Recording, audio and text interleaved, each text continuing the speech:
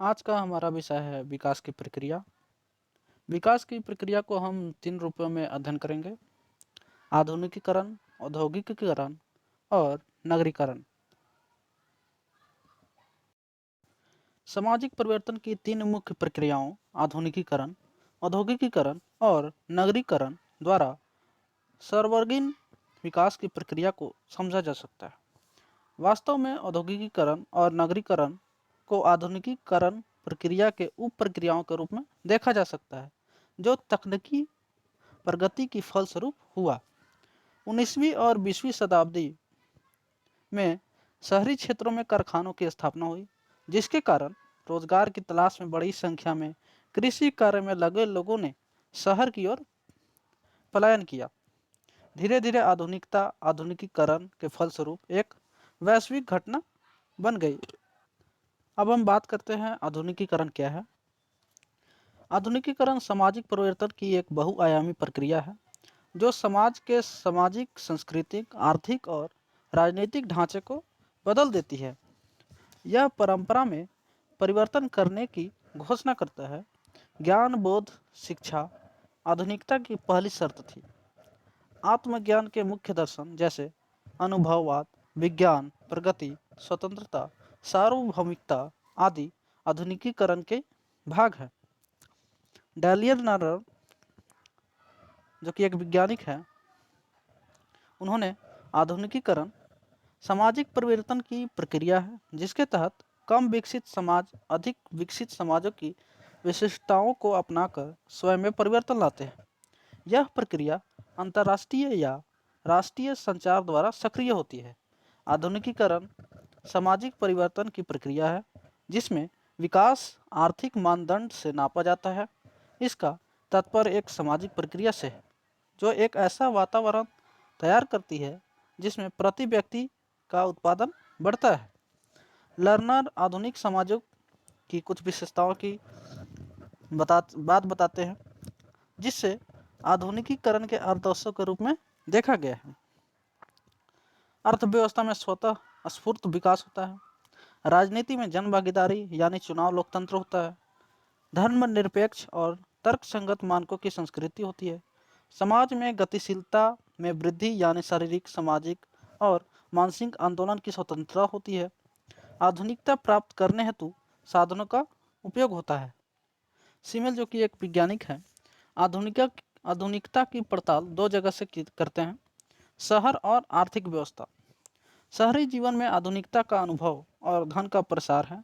उनके आधुनिकता की प्रक्रिया में मूल्य बनाने की प्रक्रिया शामिल है, जहां पैसा, बाजार, आधुनिक अर्थव्यवस्था और अंततः पूंजीवादी समाज के विकास का आधार प्रदान करते हैं।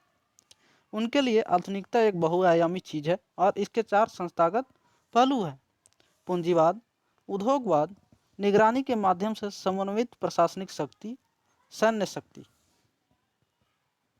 इनके अनुसार आधुनिकीकरण की विशेषताएं क्या क्या थी? यहाँ उत्पादन पूंजीवादी व्यवस्था पर आधारित होती है, जो सस्ते मजदूरी और बाजार की अर्थव्यवस्था को प्रभावित करता है। यह उच्च स्तर के संरचनात्मक भेदभाव और विशेषज्ञता पर जोर देता है। इसमें विभिन्न वैचारिक समूह और वयस्क मताधिकार के राजनीतिक प्रतिनिधित्व के आधार पर लोकतांत्रिक राजनीतिक प्रणाली का विकास होता है।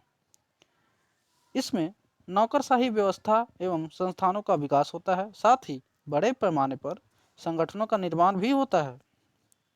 इसमें व्यक्तिवादी सोच और स्वतंत्रता में वृद्धि होती है।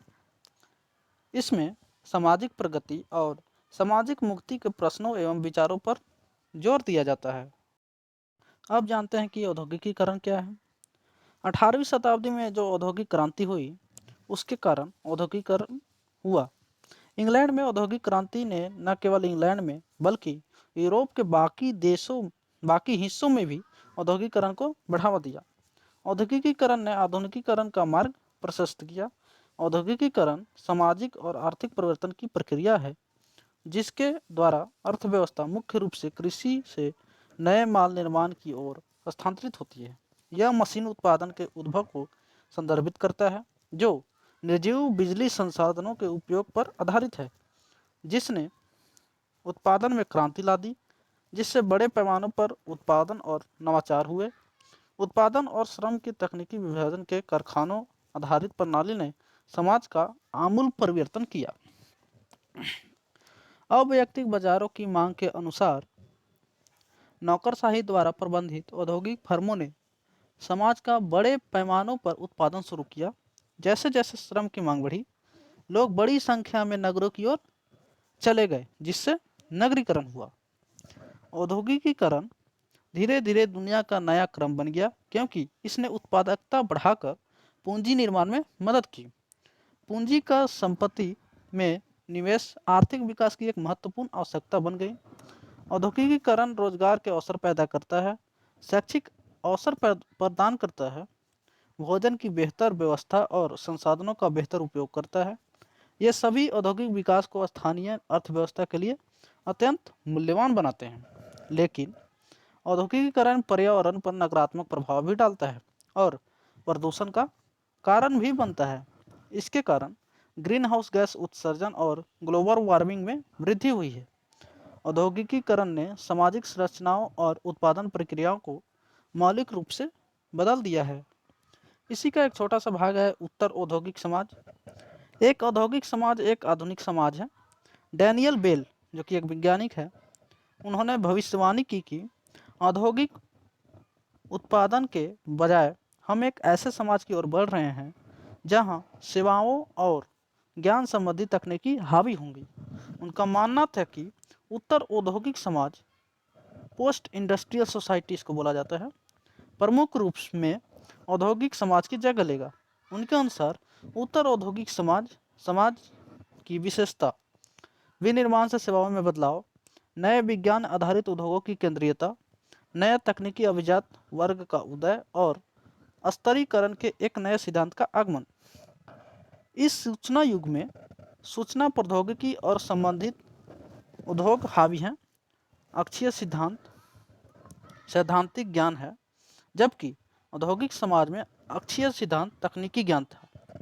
जैसा कि सैद्धांतिक ज्ञान नए समाज का रणनीतिक संसाधन है। अब हम जानते हैं कि नगरीकरण क्या है। औद्योगिकीकरण के बाद हाल के दिनों में नगरीकरण दुनिया का सबसे बड़ी क्रांति है। यह सामाजिक जीवन के पूरे पैटर्न में एक क्रांतिकारी बदलाव का प्रतिनिधित्व करता है। यह आर्थिक और तकनीकी विकास का एक उत्पाद है। सामाजिक प्रक्रिया के रूप में शहरीकरण ने मनुष्य के जीवन के तरीकों में महान परिवर्तन किए हैं। वैश्विक घटना होने के कारण और शहरी केंद्रों के तेजी से बढ़ने के कारण वर्तमान युग को नगरीकरण का युग कहा जाता है। नगरीकरण शहरी बनने की प्रक्रिया है। शहरों की ओर रुख करना, कृषि से शहरों में अन्य व्यवसायों की ओर जाना, जैसे व्यापार, विनिर्माण, उद्योग और प्रबंधन और व्यवहार पैटर्न के अनुरूप होते परिवर्तन, शहरी आबादी के विकास के लिए अग्रणी शहरों और शहरों के आकार में वृद्धि नगरीकरण का सबसे महत्वपूर्ण आयाम है। यह केंद्र अनिवार्य रूप से चरित्र में गैर कृषि है। नगरीकरण से तात्पर्य शहरी संकुलन और उसके विकास की बदलती आकारिक संरचना से है। अधिक नगरीकरण क्या है? अति नगरीकरण से तात्पर्य है किसी शहर या उसके आसपास के ग्रामीण क्षेत्र में शहरीकरण के पात्रों की बढ़ी हुई संख्या से है। यह शहरी लक्षणों के अत्यधिक विकास के कारण होता है, जैसे मुंबई और कोलकाता। उपनगरीकरण क्या है? उप शहरीकरण या उपनगरों की वृद्धि किसी शहर के अति शहरीकरण से संबंधित है। उप शहरीकरण में आबादी के आधार पर शहरों की अधिक भीड़। दिल्ली एक विशिष्ट उदाहरण है।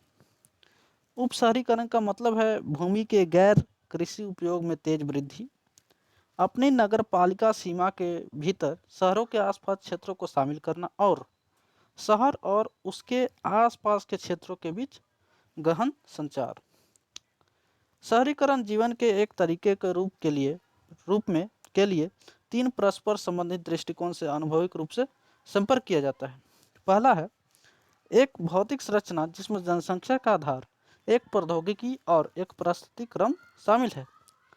दूसरा है एक सामाजिक संगठन जिसमें सामाजिक संरचना, सामाजिक संस्थाओं की एक श्रृंखला और सामाजिक संबंधों का एक विशेष पैटर्न शामिल है। तीसरा है दृष्टिकोण और विचारों के लिए एक समूह के रूप में, और सामूहिक व्यवहार के विशिष्ट रूपों और सामाजिक नियंत्रण के विशिष्ट तंत्र के अधीन होने वाले व्यक्तित्व का एक समुच्चय है। अब तक हम लोग विकास क्या है, विकास के आयाम क्या क्या हैं, विकास के कारक और साधन कौन कौन से हैं, विकास का वर्गीकरण किस प्रकार से होता है और विकास की प्रक्रिया क्या है, इनका हमने अब तक अध्ययन किया है।